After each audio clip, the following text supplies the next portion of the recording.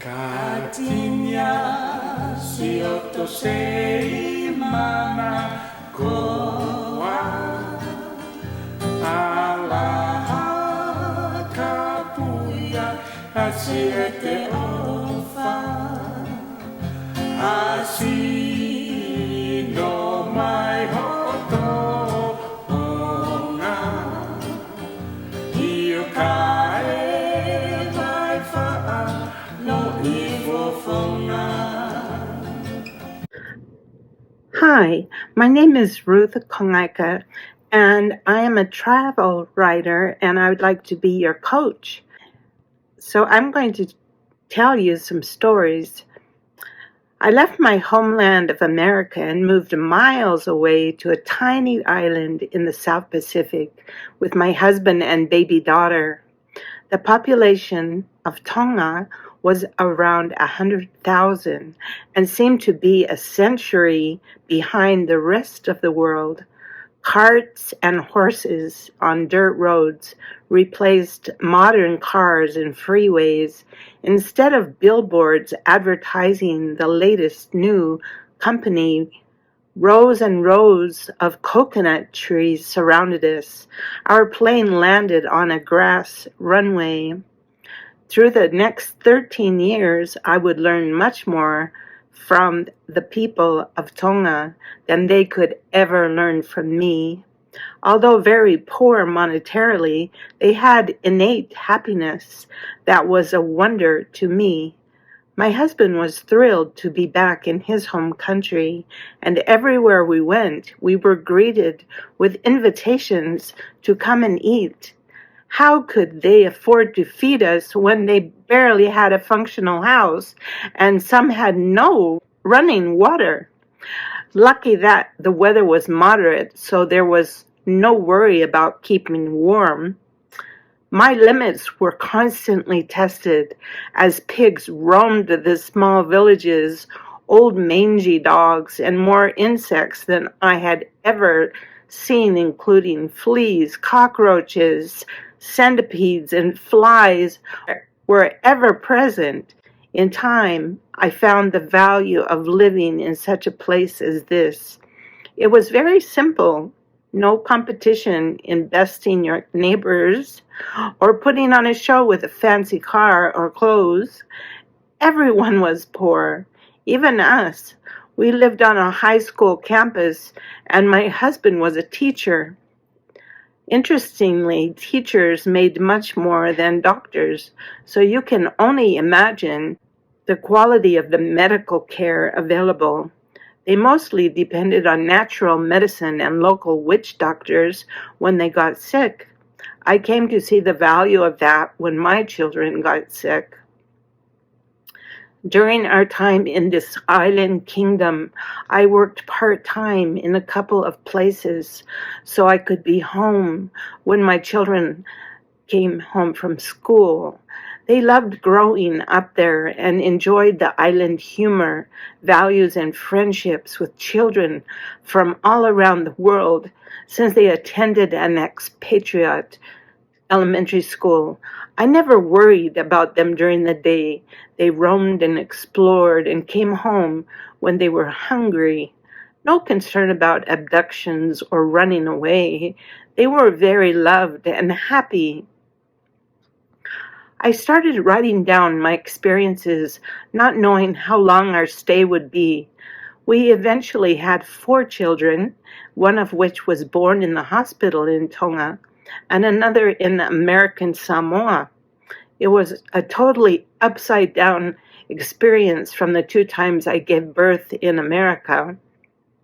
No drugs for pain, no nursery, no disposable diapers, and lots of stares from the local nurses because of the strange white lady. I went home sicker than when I had entered the hospital, with a high fever.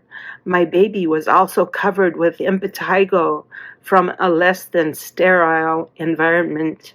Some days I still suffer from post-traumatic stress disorder when I think of some of those years. My husband speedily progressed in his position at a high school and ended up being a department head.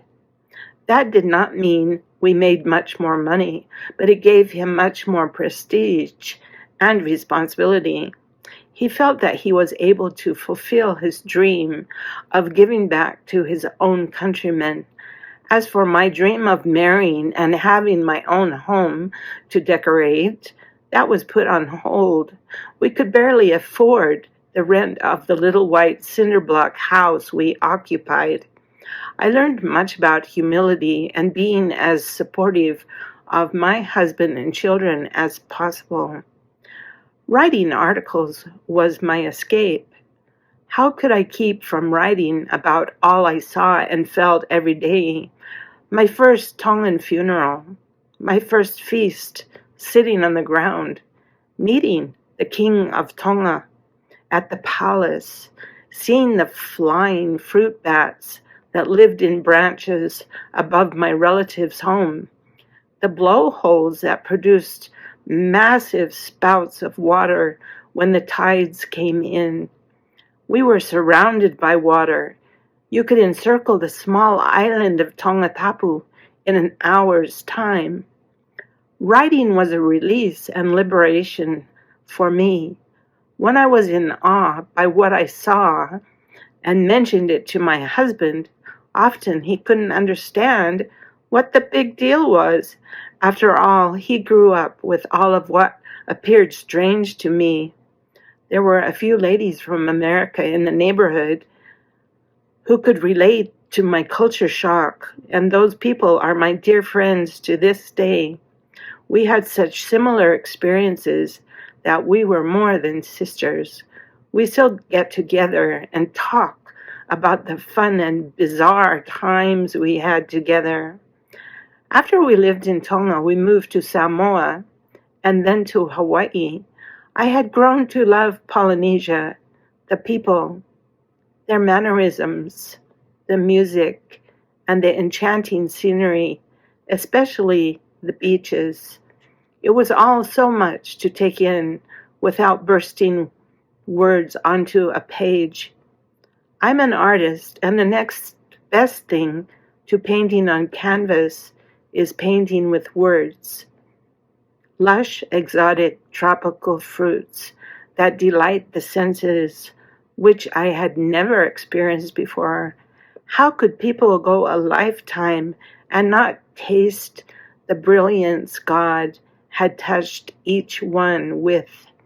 I still crave Tongan papaya, guava, vi, and many more.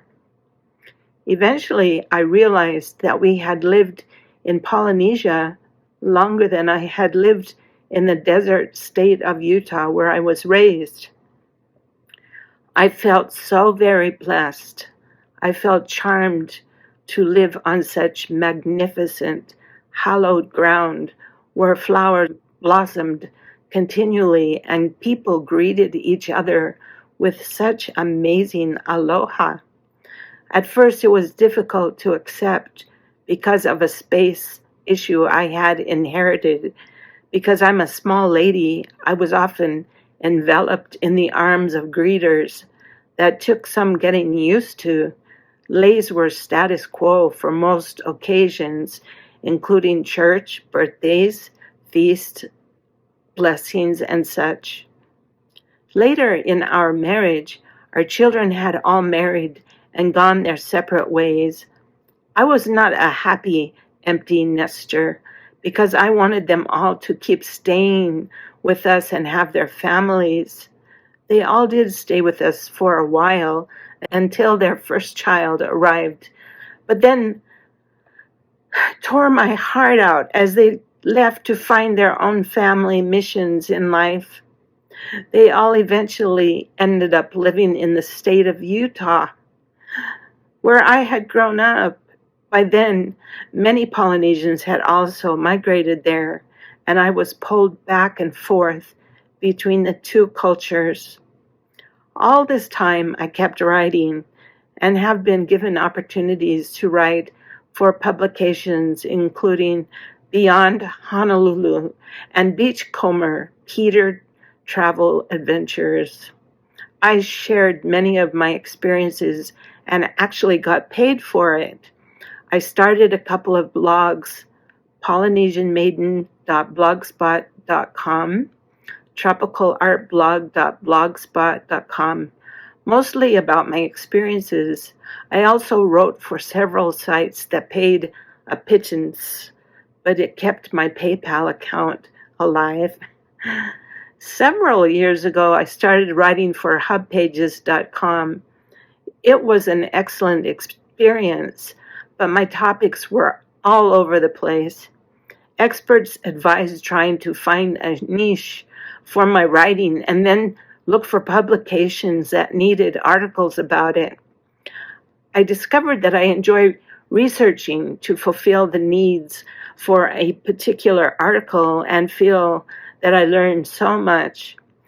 I mainly like writing travelogues and sharing travel tips. I took several of my travel articles and compiled them into a book that is available on Amazon. It's called Prepare for Paradise 1: How to Get More Out of Your Trip to Hawaii. Once we retired, we had the opportunity to travel to Scotland, Egypt, Italy, and cruise to Alaska. Each trip was so unique, and I was again excited to write about my adventures and share my fascinating photos. I can't wait to see where else I will get to go. Currently, I write and share my experiences as a mother and grandmother on a website that pays me to advise other parents called smarterparenting.com. I treasure the chance to assist others through social media. I doubt I will ever stop writing as long as my eyes and fingers work. Thank you.